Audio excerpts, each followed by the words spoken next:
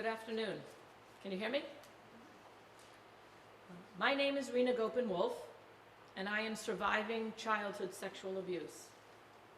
I was sexually abused when I was 5 or 6 years old, and the violations continued in various forms right through my teenage years. At 6 years old, I experienced the worst kind of abuse imaginable. I was molested more than once and by more than one person. I was very young and naive and innocent, and I had no idea that what was happening to me was wrong. At 6 years old, I told no one what happened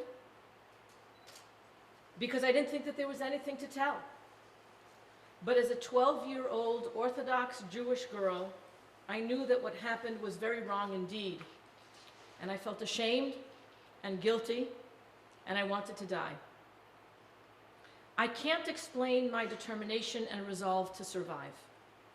I don't know why I was able to flourish despite repeated abuse, while others cannot cope given the same set of circumstances. But whatever prompted me to live also cautioned me that leading a fulfilling life meant suppressing the abuse I had endured. For 42 years, I forced the abuse to the periphery of my life and lived what looked like a perfectly normal life. I fell in love with Bible, and I pursued a career as a teacher of Tanakh. Eventually, I got married, and together my husband and I had 3 children. For the most part, life treated me well.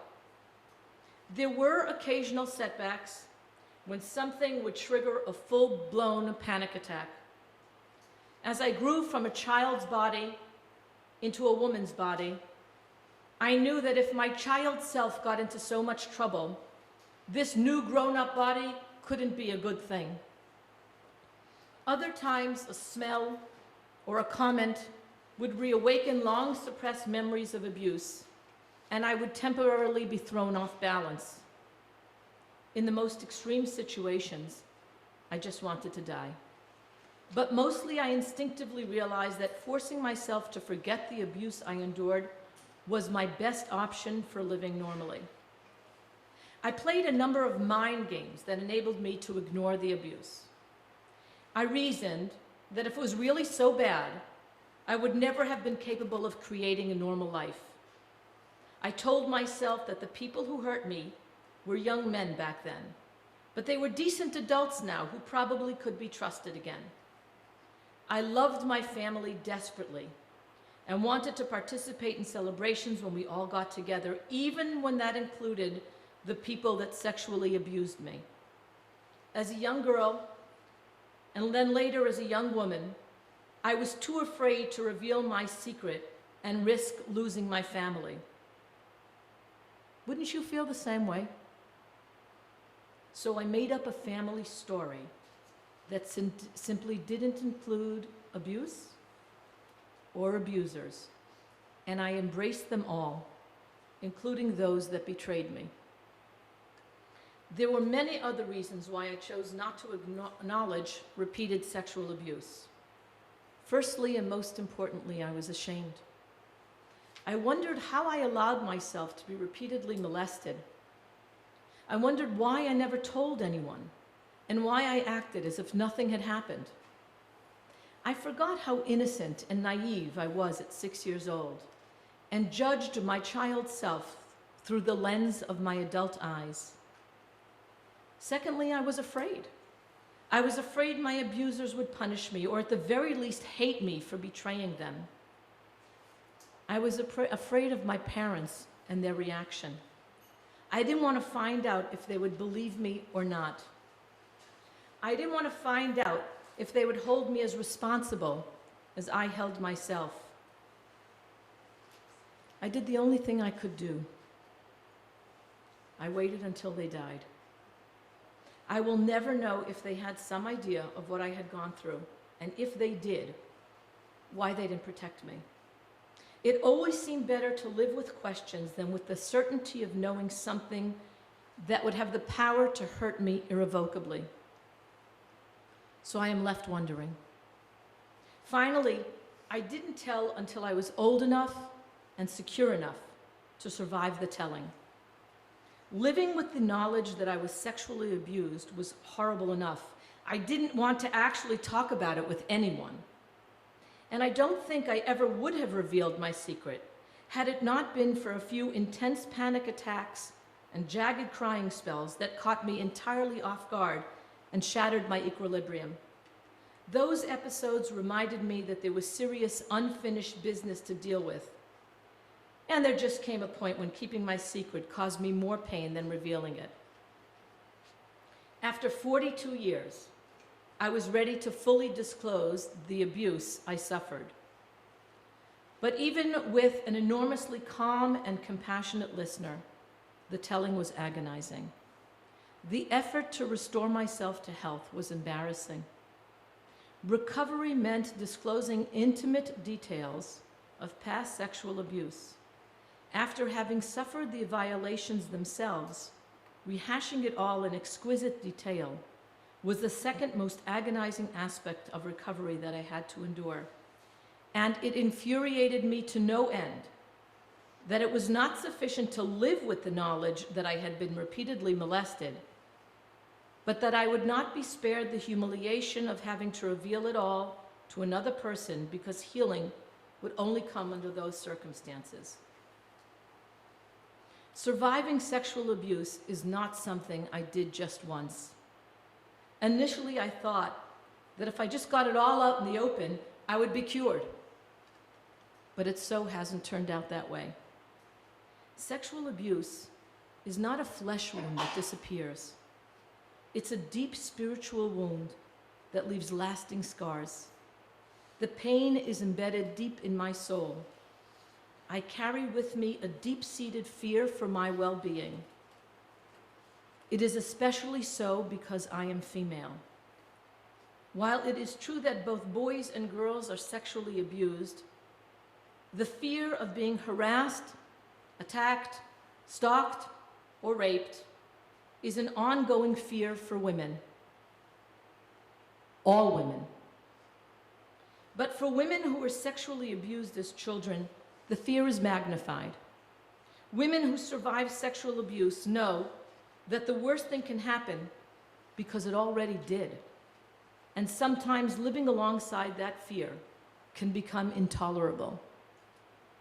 PTSD, or post-traumatic stress disorder, kicks in when I feel physically threatened, even though that is not the reality, but a situation that I imagine to be real and true. The fear of being without choice, without an escape route, small and vulnerable, follows me even now, well into adulthood. That old fear, hidden deep within me, waits patiently to rear its ugly head and wipes me out for days. Its after effects can last weeks. At those times, I am utterly and totally defeated, and I don't want to live. I come back to life slowly and resume my responsibility as a wife, mother, and teacher. Laundry needs folding, food shopping and meals need to get prepared and served, lessons need to be written, and slowly I'm able to return to the life I love. I go through this process several times a year, so I have not survived sexual abuse. I am surviving. Prayer helps. Sometimes it seems to me that the liturgical words are waiting to soothe the ache in my soul. I remember one week that had been particularly difficult, and by Friday evening I gave up and went to bed early. My children were upset, since Friday night was the only night we ate together as a family. It was a hard way to go into Shabbos. I was already in bed, under the covers, and the thought of praying the joyous words ushering in Shabbat seemed impossible. I snagged a sitter from my night table, which didn't require too much effort, and looked at the signature prayer of the Friday night service, L'chadodi. Kumi tzi'i mitoch ha'hafecha, Rav loch sheves bi'emek habacha, v'hu yachamo alayich chemla. Get up and emerge from amid the upheaval. Too long have you dwelt in the valley of weeping, and God will shower compassion upon you. Indeed, davening helps a lot. Talking helps too. Talking eventually leads to understanding, and in time, understanding brings healing. I heard of one rabbi who insisted that if a person has been silent for decades, she or he has a halachic obligation to remain silent. I believe that I have a moral and halachic obligation to pursue justice. Justice is not only served when a criminal is identified, caught, and punished. Justice is also served when a child who is molested and threatened never to tell anyone or else steps forward and tells everyone. My body and spirit knew when I was ready to finally reveal the abuse I suffered. I imagine that each victim answers to his or her own internal signals. I think it is presumptuous of lay people and clergy alike to discredit a victim's story because she doesn't conform to their timetable. It is unconscionable for someone to impose a halachic statute of limitations on disclosing abuse. Survivors of abuse must not be sacrificed on the altar of silence so that everyone else can smugly deny that these things happen in our community. I came from a wonderfully large and close-knit family. We were a family of ma'aminim, of milumadim, yirei shamayim, and balei tzedakah. If sexual abuse can happen in my family, it can happen in yours too. I was a feisty, strong-willed kid. If it could happen to me, it could happen to any child. So look around you for a moment. You are either looking at someone who has experienced sexual abuse or has a relative or a friend that has been sexually abused. This is not someone else's problem. It will take our entire village to protect all of our children because sexual abuse is that pervasive. We can no longer afford to be silent and ignore the sexual abuse epidemic infecting our community. The road to a cure asks that those most affected stand up when they can and courageously tell their stories so that victims of sexual abuse are not anonymous, faceless creatures. We are you. What can you do to stop childhood sexual abuse?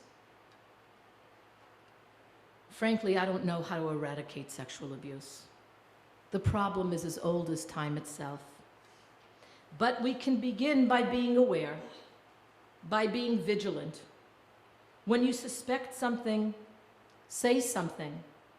You might never actually see anything. When adults are ambivalent about sexual abuse, when we don't report something suspicious, when our clergy instruct us not to report perpetrators to police, the abuse doesn't magically disappear. Children are molested not only because there are very bad people out there, but because the good ones are silent.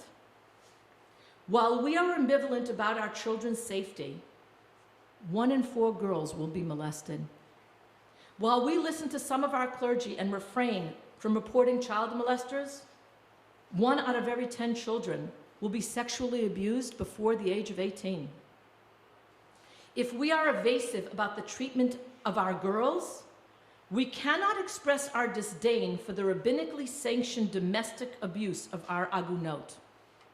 Al ta'amod al dam reyecha demands that we voice our disgust with an establishment that has silenced our concern in order to preserve their interpretation of our Masorah. When we are too embarrassed to address childhood sexual abuse, know that our children are watching us, because 40% of those children will be too embarrassed to tell anyone that they were molested. I didn't speak up for myself as a child, and I suffered alone in silence. Until now. Kol Rena v'Yeshua. Only my voice can save me, and perhaps along the way it can help other girls like me. Maybe you will think of me when you suspect that another child is being abused, and maybe this time you will say something. Or maybe you know firsthand about childhood sexual abuse. Perhaps for you, much of what I have said sounds eerily familiar and hits close to home. If so, I want to say to you that it wasn't your fault. I'm saying you deserve better. If you feel damaged, I'm saying that you are whole just the way you are. If you feel discarded and neglected, I'm saying you're precious. If you're wondering whether you should tell your story, I'm saying yes. Don't be ashamed, and don't be afraid. You deserve to heal, and your community must help you. Thank you.